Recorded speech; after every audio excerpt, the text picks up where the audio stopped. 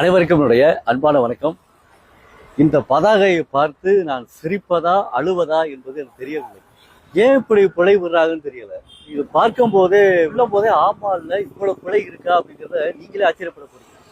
ஏன் அப்படின்னா அந்த அளவிற்கு இந்த பக்கம் பாத்தீங்களா, இந்த இருக்கு பாருங்க, இந்த பக்கம் பாத்தீங்கன்னா ஏகப்பட்ட பிழைகள். அதை நான் உங்களுக்கு தனியா எழுத்தோட வடிவமா போடுறேன்.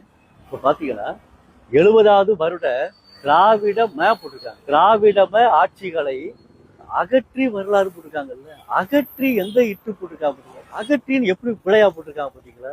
இது எப்படிங்க ஏத்துக்க முடியும்? அகற்றின்னு எழுத தெரியாதா? ஆ போட்டு கா போட்டு இட்டு போட்டு ரீ போட்டு அகற்றின்னு போட்டிருக்காங்க. அகற்றி பெரிய இருள வரணும், வல்லுநர் இருள வரணும், அகற்றி. அப்ப அகற்றி வரலாறு படித்த கோட்சூட் முதல்வர் அகற்றிங்கிறத எப்படி போட்டிருக்காங்க முதல்ல? இது ஒரு குழந்தை பார்த்துச்சுன்னா இப்படித்தானங்க எழுதும்.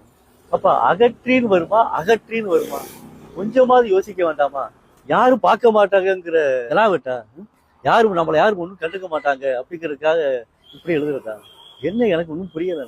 70வது வருட திராவிடம் ஆட்சியில போட்டிருக்காங்க. திராவிடம் கூட மா போட்டு மேல புள்ளி வைக்கல. திராவிடமே ஆட்சிகளை அகற்றி அகற்றி ஆ போட்டு கா போட்டு இட்டு போட்டு ரீ ஏதாவது சொல்லு இருக்காது. அகற்றின்னு போட்டிருக்காங்க. அகற்றி அப்படின்னு போட்டிருக்காங்க. அகற்றி தானே, அதான் நீச்சி தானே. அப்ப அகற்றி வரலாறு படித்த கோட்சூட் முதல்வர், இந்த ஒரு பிழை இருக்கா?